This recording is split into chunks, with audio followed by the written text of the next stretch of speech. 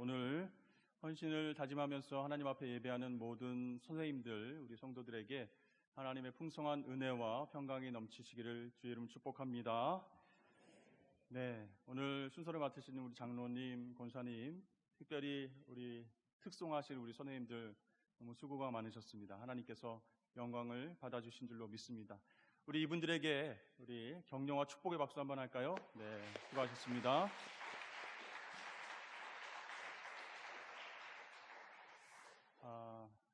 교사란 과연 어떤 사람일까 생각해 본 적이 있습니다. 세상에서 가르치는 교사들도 있지만 하나님 말씀과 또 신앙으로 이끌어가는 교사는 과연 어떤 사람이어야 되는가 고민이 많이 되는 시기인 것 같습니다. 에베소서 4장 11절 말씀에 보면 어떤 사람은 사도로, 또 어떤 사람은 선지자로, 또 어떤 사람은 복음 전하는 자로, 어떤 사람은 목사와 교사로 삼으셨으니, 이런 말씀이 나옵니다. 근데 목사와 교사로 삼았다라고 하는 부분을 자세히 보니까 그 앞에 정관사가 한 번만 나옵니다. 무슨 뜻이겠습니까? 목사와 교사의 직분이 본질적으로 같다, 그런 뜻입니다. 그렇게 본다면 목회자와 교사는요, 맡겨주신 양들을 사랑으로 섬기고 돌보는 그 사명을 감당하는 직분이다라고 말할 수가 있겠습니다.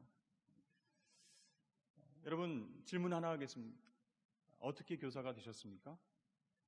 하나님의 부르심에 응답해서 교사가 되셨죠?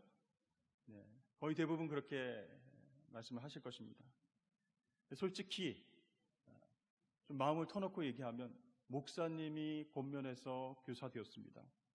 부장님이 끌고 와서 어쩔 수 없이 교사를 했습니다. 아무것도 모르고 같이 식사 자리에 나갔다가 이번 주부터 교사합니다, 이런 얘기를 듣고 교사 되었습니다, 이런 분들도 있으실 거예요. 근데 여러분, 어떤 이유와 어떤 권면으로 여러분들이 교사가 되었든지 간에 우연이 아니라는 거예요. 하나님의 섭리와 부르심 가운데에 영혼들을 맡겨주시기 위한 계획이 있으셨다라는 사실입니다. 그것을 기억하면 하나님께서 부족한 나를 통해서 귀한 사명을 감당케 하시는구나, 그런 생각을 할 수가 있는 것이. 따라서 교사로서 나는 별로 자격이 없습니다 라고 생각할 것이 아니라 거룩한 부담감을 가지고 하나님이 이렇게 인도하셔서 내가 교사의 역할을 감당하니 부족하지만 섬기겠습니다 하는 마음을 가지고 당당하게 교사의 직분을 섬기시는 여러분들 되시기를 축복합니다. 사실 교사에 대한 부탁을 받았을 때, 권면을 들었을 때 여러분 가장 부담스러운 점이 무엇일까요? 그것은 성경, 하나님 말씀을 가르칠 수 있을까, 그런 부담감일 것입니다. 성경 지식이 별로 없는 내가 어떻게 아이들을 가르칠 수 있단 말인가, 혹시 아주 심각한 질문을 하면 어떡하지? 이 말씀이 어디 있어요? 라고 질문하면 어떡하지? 그런 부담감이 있을 수 있습니다. 그래서 교사하기를 꺼려하는 사람들의 대다수가, 저는 성경 지식이 없습니다, 성경을 처음부터 끝까지 한 번도 읽어본 적이 없습니다, 이런 부담감 때문에 거절을 많이 한다는 것이에요. 여러분, 오늘 말씀을 통해서 교사는 어떤 사람인가 한번 생각해 보셨으면 좋겠습니다. 맡겨주신 양들을 섬기고 돌보는 사명, 목자와 같은 역할을 하는 사람이 바로 교사다라는 사실입니다. 다시 말해서 어떤 성경 지식을 티칭하는 것이 교사의 역할이 아니고 그 영혼을 섬기고 사랑하는 것이 주된 역할이다라고 하는 것이죠. 미국 세들백 교회는요, 교사, 티처라고 하는 말이 없습니다. 그 대신에 코치, 리더, 이렇게 부르는 것이죠. 예를 들어서 세들백 키즈라고 하는 부서가 있는데요, 우리말로 하면 유초등부입니다.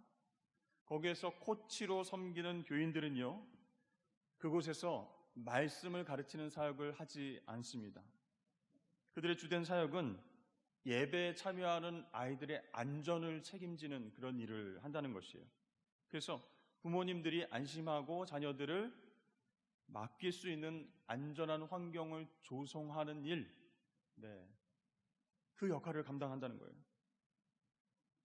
여러분, 아이들을 맞이하는 것도요, 안전한 환경을 만드는 일입니다. 또 처음 온 아이들, 적응하지 못하는 아이들 예배에 잘 집중시킬 수 있도록 코칭하는 것, 그것도 정말 중요한 사역이죠. 또 소그룹의 친구들과 함께 잘 어울릴 수 있는 환경을 마련해 주는 것, 정말 중요한 사명입니다. 그러니까 이 코치, 리더들이 교회에서 가르치는 일은 없다는 거예요. 다만 돌보는 일이 있다. 티칭은 없어지고 케어링이 있다는 것이에요. 그러면 언제 가르치느냐? 말씀을 가르쳐야 될 것 아닙니까? 이렇게 우리가 의문을 가질 수 있죠. 가르치는 일은 예배를 통해서, 찬양과 기도와 말씀 선포를 통해서 그 가르치는 사역이 진행이 되고, 교사들, 우리말로 하면 교사들, 리더들, 코치들은요, 분반 모임을 통해서 질문하는 거예요. 오늘 예배에 목사님께서 하신 말씀이 무엇이었지? 들은 말씀을 기억해내고 어떤 은혜를 받았는지, 내가 어떻게 적용했는지를 나눠주는 그런 역할을 감당하게 하는 것이죠. 또 연락 없이 결석한 학생들에게 전화를 하고 이메일을 주어서 주중에 어떻게 지냈는지 안부를 그렇게 묻고 주일날 출석할 때 반갑게, 안전하게 예배에 참여할 수 있도록 돕는 역할을 한다는 거예요. 윌러크릭 교회 프라미스 랜드, 우리로 따지면 유초등부가 있는데요. 거기도 비슷합니다. 근데 그곳에서 코칭 리더가 되기 위해서는요, 개인 신원조회를 철저히 한다고 합니다. 그래서 미국 전역에 50개 주에서의 범죄 기록을 확인하는 거예요. FBI의 그 범죄 데이터를 막 확인을 해가지고 이 사람이 코칭을 제대로 할 수 있는 사람인가, 리더로서의 자격이 있는가 먼저 따진다는 거예요. 그래서 성추행범이었는지 또 아동 청소년 관련된 범죄 이력이 없는지 그것을 철저히 조사해서 소위 과거가 드러나면 안 됩니다. 영유아, 유초등, 중고등부 학생들 대상으로 하는 어떤 사역에도 참여할 수가 없게 만든다라는 것이.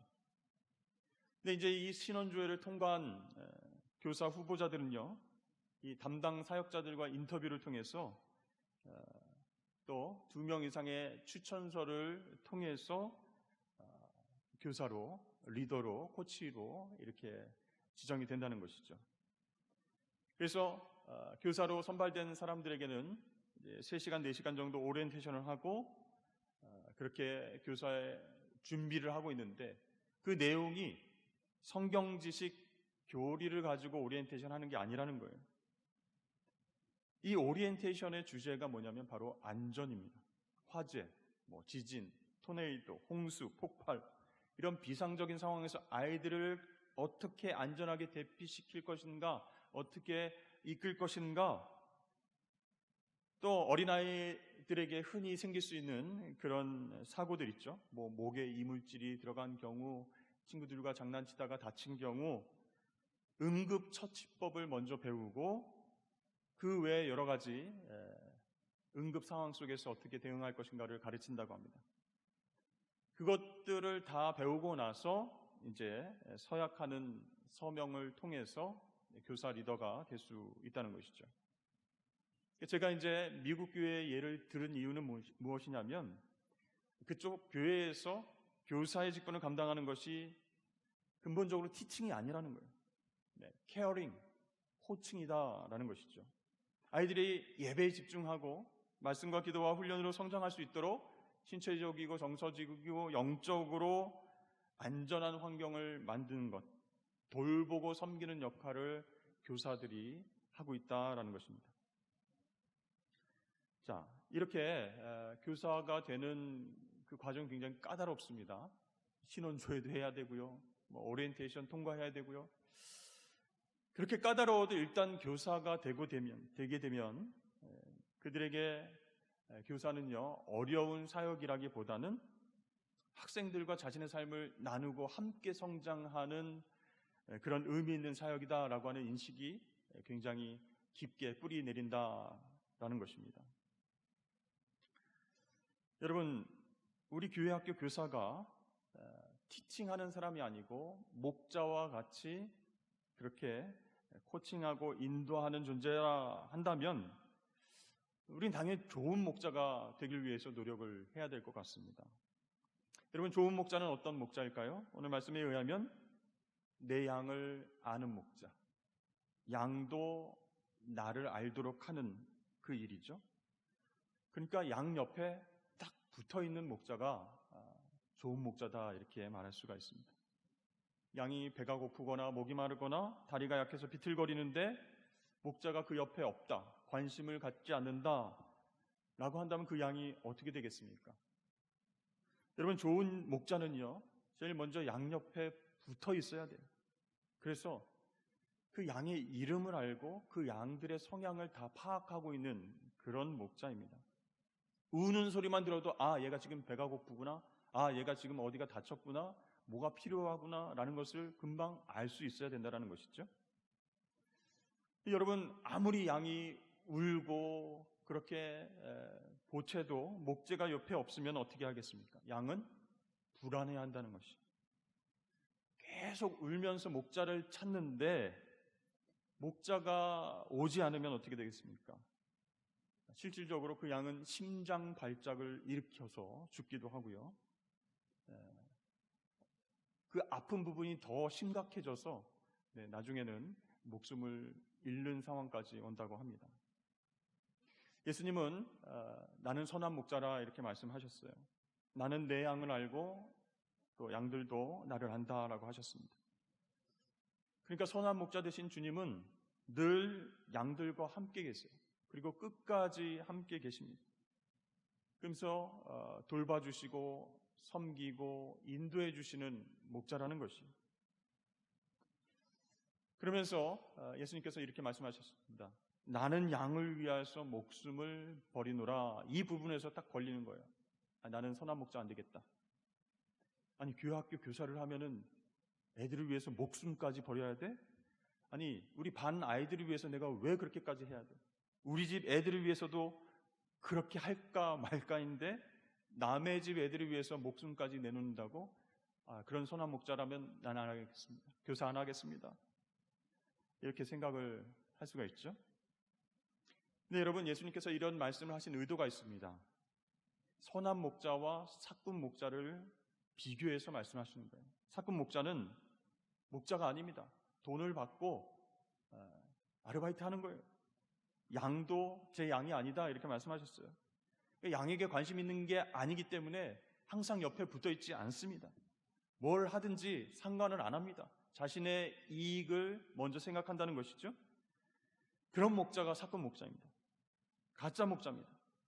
목자 흉내를 내는데 양들 한 마리 한 마리에는 관심이 없다라는 것이죠. 이런 말씀을 들으면 내가 교사를 그만둘까 이렇게 생각했는데 양을 위해서 목숨을 버리는 목자가 선한 목자고 진짜 교사라면 잘됐다. 이참에 내가 그만둬야 되겠다. 네. 혹시 여러분 그렇게 생각하진 않으셨습니까? 여러분, 교회 학교에서 내가 맡고 있는 우리 아이들을 한번 생각해 보십시오. 그리고 집에 있는 우리 아이들을 한번 생각해 보십시오. 하나님 관점에서 보면 똑같은 자녀라는 것입니다. 예수님이 어떻게 말씀하셨어요? 누구든지 하나님이 뜻대로 행하는 자가 내 형제요 자매요 어머니이니라. 그 얘기는 하나님 나라 관점에서는 혈연 관계가 아니라는 거예요. 하나님 뜻대로 행하는 자가 내 가족이다. 이렇게 말씀하신 거예요. 여러분, 하나님 뜻대로 행하는 자가 누구입니까? 예수 믿고 구원받은 하나님 자녀들이에요. 우리 교회 학교에 출석하는 아이들이에요. 그러니 나에게 맡겨주신 그 아이들도 하나님 나라 관점에서 보면 다 가족이다라는 사실이에요.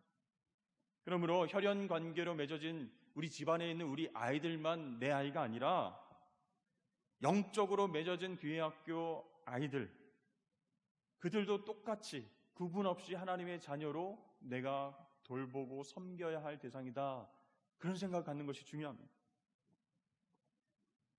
여러분, 오늘 말씀을 통해서 목자란 과연 어떤 사람인가?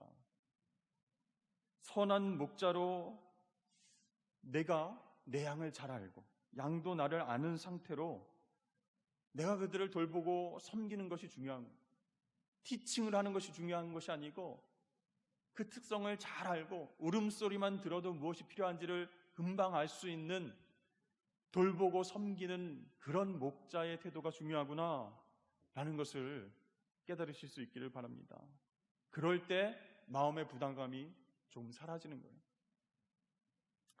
많은 미국 교회 교육에서 없어지는 단어들이 있는데 첫 번째로 없어지는 단어가 바로 썬데이 스쿨입니다.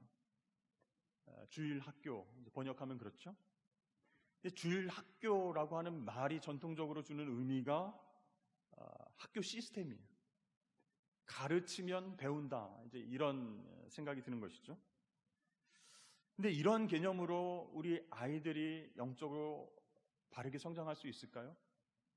우리 학교에서도 주입식 교육에 대한 부작용들이 큰데 교회 학교에 오니까 또 계속 하나님 말씀을 가르치고 주입하는 거예요.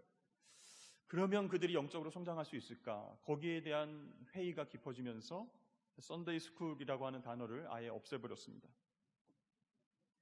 이제는 학교라는 개념으로 교회 교육을 진행하기보다 공동체, 커뮤니티라고 하는 개념으로 이렇게 교회 교육을 아이들을 섬기고 돌보는 일이 더 많아졌다는 것이죠. 두 번째로 사라지고 있는 단어가 바로 티처, 교사라고 하는 단어입니다. 학교라는 말이 사라지니까 교사라는 말도 당연히 사라지게 되겠죠. 그래서 아이들 입장에서 생각해 보십시오. 저도 주일학교 출신이지만 그 선생님이 나에게 어떤 복음의 말씀을 전해주시고 가르쳐 주셨는지는 지금 생각이 하나도 안 납니다. 지금 생각나는 것은요, 그 선생님이 너무 사랑이 많으셔서 예배 끝나고 우리들 다 데리고 가서 떡볶이를 사줬던 선생님, 우리들의 얘기를 잘 들어주신 선생님, 같이 기도해 주신 선생님, 그 선생님이 기억에 남는 거예요. 그러니까 무언가를 가르치는 교사로서의 인도자가 아니라 학생들, 아이들의 관심사를 잘 들어주고 섬길 수 있는 교사가 필요한 시대다라는 것이죠. 여러분, 리더십과 코칭은요, 책을 통해서 학습하는 것으로 이루어질 수가 없는 것이에요. 체험을 통해서, 인격적인 관계를 통해서 배우고 깨닫는 것이 삶 가운데 남게 된다라는 것입니다. 여러분, 그래서 우리 한국교회도 그런 부분들을 좀 생각해 봤으면 좋겠습니다. 교사의 주된 역할이 가르침에서 이제는 돌봄과 섬김으로 바뀌어야 된다라는 것이죠. 그러면 또 어떤 점이 좋을까요?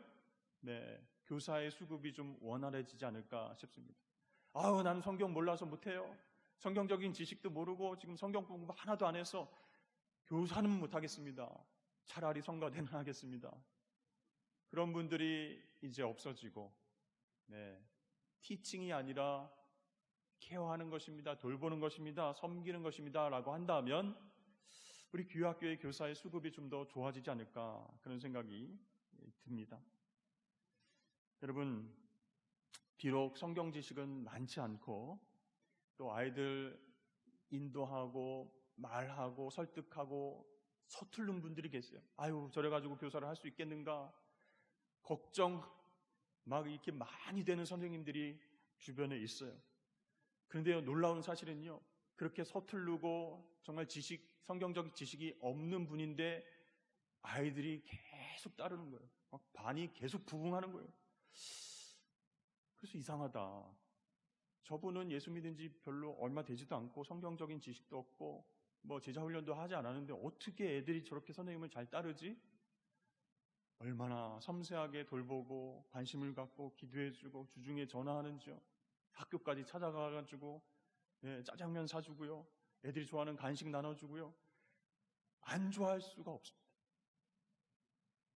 아이들이 그 사랑에 반응하게 되는 거예요. 힘들고 어려운 일이 있을 때 부모님 다음으로 그 선생님을 찾는다라는 사실입니다. 여러분, 예수님께서 선한 목자 이야기를 하시면서 강조하시는 부분이 바로 이 지점입니다. 이 목자의 본질이 바로 사랑이라는 거예요. 돌봄과 섬김이라는 것입니다.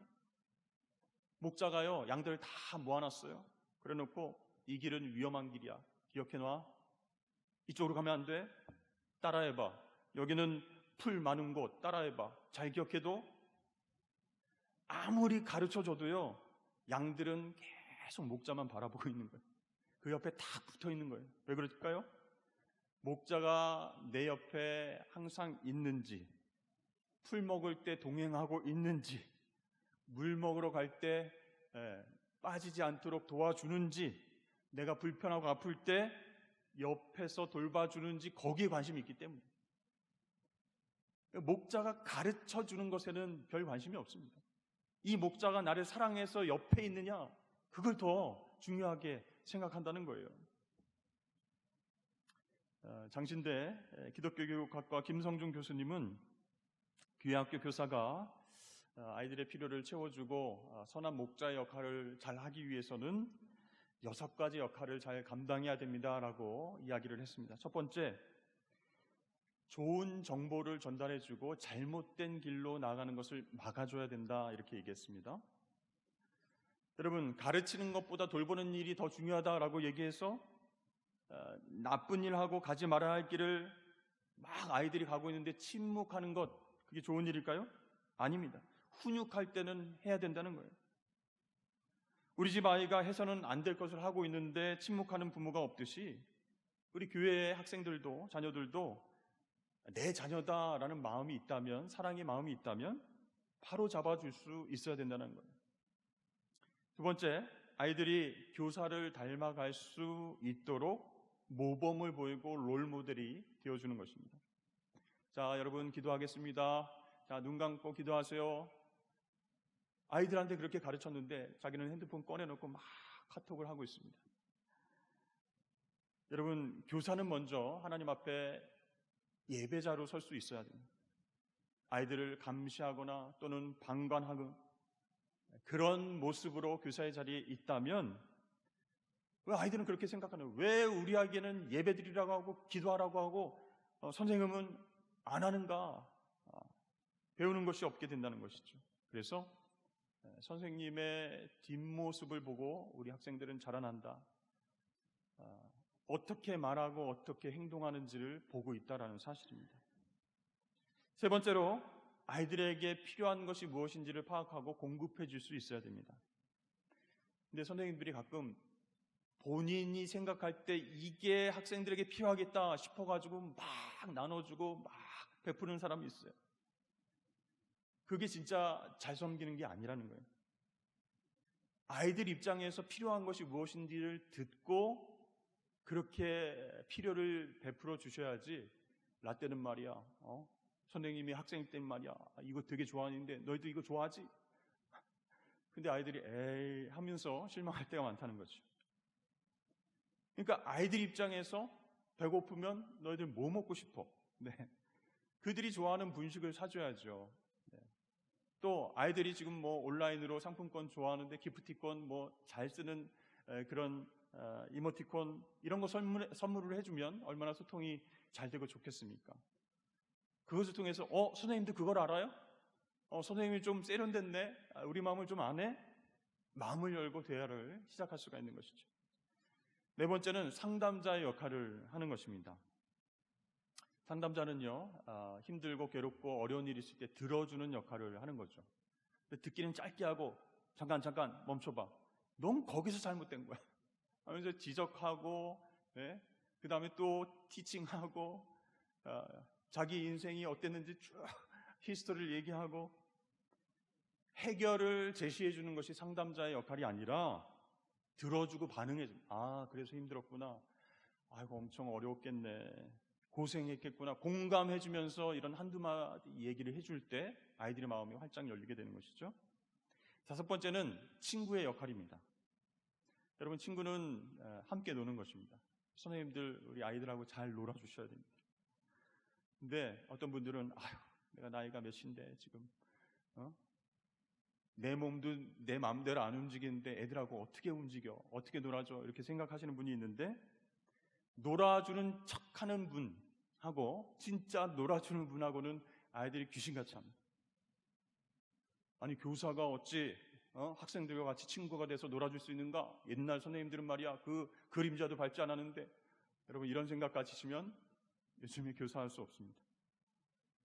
시간 내서 애들이 좋아하는 운동이 있다 그러면 같이 뛰는 거예요. 못해도, 넘어져도, 힘들어도 진짜 놀아주는 겁니다. 놀아주는 척해서는 안 됩니다. 이런 음악 좋아해?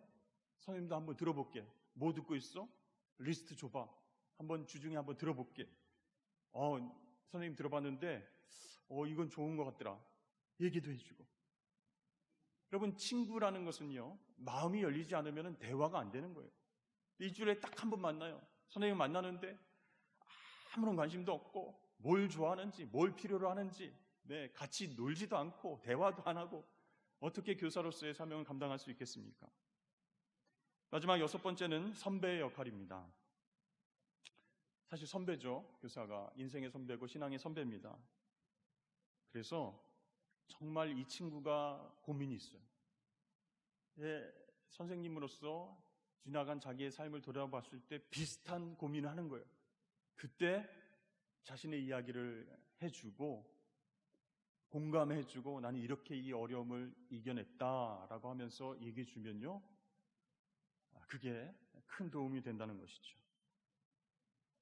그런데 그렇게 공감하지 않고요, 라떼는 말이야, 무조건 까라면 깠어. 니들 지금 이게 교회에서 하는 태도야 하면서 지적하고 가르치고 혼내준다면 마음을 열지 않겠죠.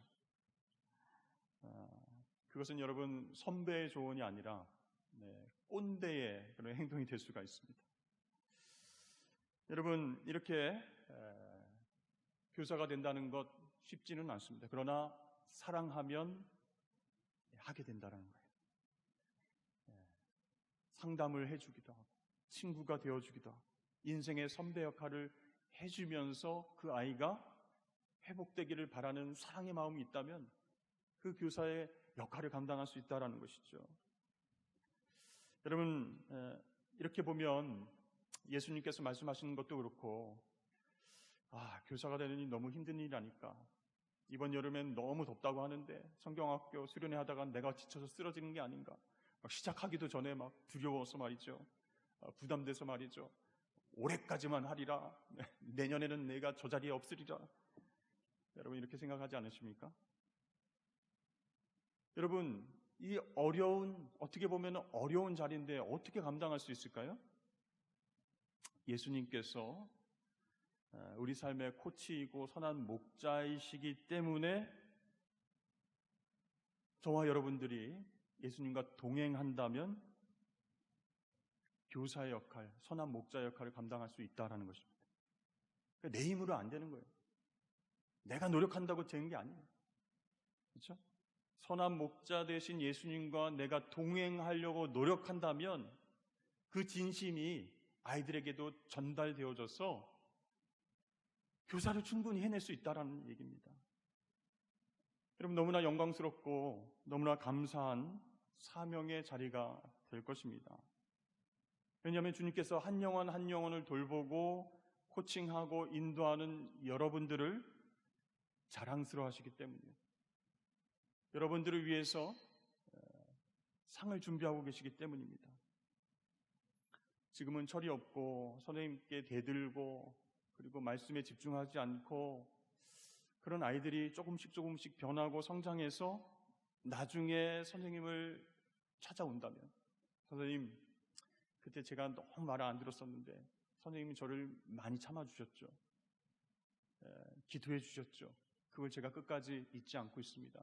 지금 신앙생활 잘하고 있습니다. 그런 얘기를 들으면 얼마나 보람되고 얼마나 기쁠까요? 예수님께서는 그런 선한 목자의 모습을 교사들에게 원하고 계십니다. 그러니 여러분, 너무 부담 갖지 마시고요. 진정한 스승이시고 진정한 선한 목자 되신 예수님과 동행하시면서 그분을 본받아서 여러분들도 여러분 아이들의 진정한 목자가 되시기를 주의 이름으로 축복합니다. 기도하겠습니다. 사랑의 하나님 감사합니다. 오늘 교사 헌신 예배로 우리를 모이게 하시고 하나님께 영광 올려드리게 하시니 감사합니다. 교사의 자리가 부담스럽고 힘든 자리이긴 하지만 선한 목자 되신 예수님을 의지하면서 그분과 동행하며 살아간다면 참으로 이 귀한 사명을 감당할 수 있는 힘과 능력을 주실 줄로 믿습니다. 하나님 힘들어하지 않게 하시고 선한 목자 되신 주님과 또 의논하게 하시고 기도하게 하여 주셔서 귀한 한 영혼 한 영혼들을 주님처럼 잘 섬길 수 있는 우리 교사들 다 될 수 있도록 축복하여 주시옵소서. 감사함이 예수님의 이름으로 기도드립니다. 아멘.